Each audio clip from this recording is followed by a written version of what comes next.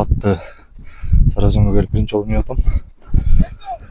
Буюрса аттар жакшы. Маанилүү.